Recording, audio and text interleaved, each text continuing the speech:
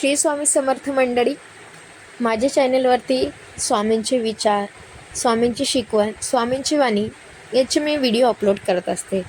तर आज मी स्वामींचे जे आपण 9 गुरुवारचे व्रत करतो त्याच्या पूजेसाठी लागणारे साहित्य सांगणार आहे.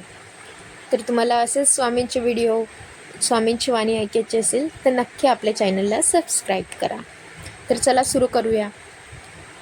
व्रताचे नियम व पूजाविधी मी आज तुम्हाला सांगते. तर त्याच्यात आधी आपण साहित्य जाणून घेऊया. ताट हळद कुंकू घ्यावे, अक्षता, तुपाचा दिवा, कापसाची 2 वस्त्रे, स्वामींना पांघरायला भगवा वस्त्र, गुड खोबरं, एक ताम्हण घ्यायचा, तांब्या, पडी, अष्टगंध, जानव आणि हिना अत्तर, उगाळलेलं चंदन, विविध फुले जसं आपण जास्वंद, चाफा, गुलाब आणि दुर्वा घ्यायचं, बेल घ्यायचं, एक जोडी तुळस घ्यायची, इतर फुले घेऊ शकता. हे सर्व ठेवावे. आणि पहिला नियम असा आहे की या व्रताला कोणत्याही महिन्यातील गुरुवारापासून सुरुवात करता येते. 9व्या गुरुवारी व्रताचे उद्यापन करावे. आपल्या इच्छित कार्याचा संकल्प करूनच व्रताला आरंभ करावा. व्रत संकल्प फक्त पहिल्याच गुरुवारी करावा. दुसरा नियम असा की सूर्योदयाच्या वेळेस स्नान करून शुचिर्भूत व्हावे. जसं दिवसभर उपवास करावा, दुपारी फलाहार व दूध, उपवासाला चालणारे पदार्थ खावेत. संपूर्ण पूजा झाल्यावर स्वामींना नैवेद्य दाखवून रात्री उपवास सोडावा. तिसरा नियम असा, स्त्रियांचा मासिक धर्म तसेच साहेर सुतक आल्यासाव्रताचरण करू नये. उपवास मात्र करावा. जेवढ्या गुरुवारी अशा कारणांमुळे व्रताचरण करता न आल्यास तेवढे अधिक गुरुवार करून 9 गुरुवारची संख्या पूर्ण करून ते पुढील गुरुवारी उद्यापन करावे.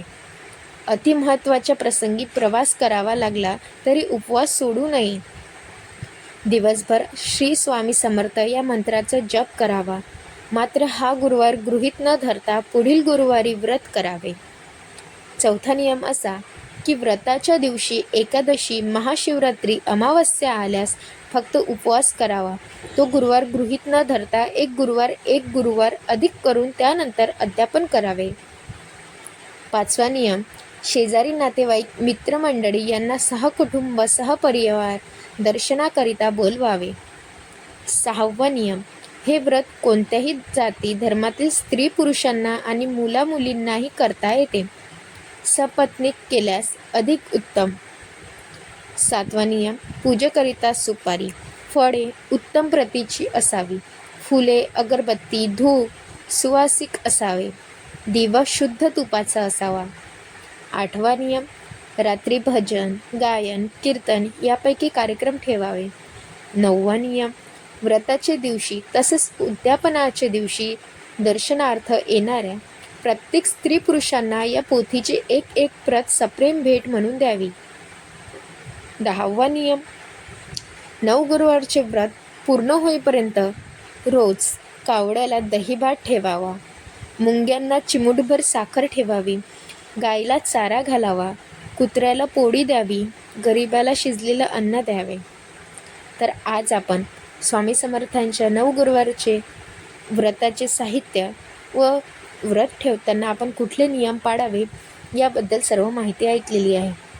तर चला पुढच्या व्हिडिओमध्ये आपण स्वामींची पूजाविधी व व्रतकथा याच्याबद्दल संपूर्ण माहिती जाणून घेऊया. तर चला मंडळी, श्री स्वामी समर्थ, श्री स्वामी समर्थ.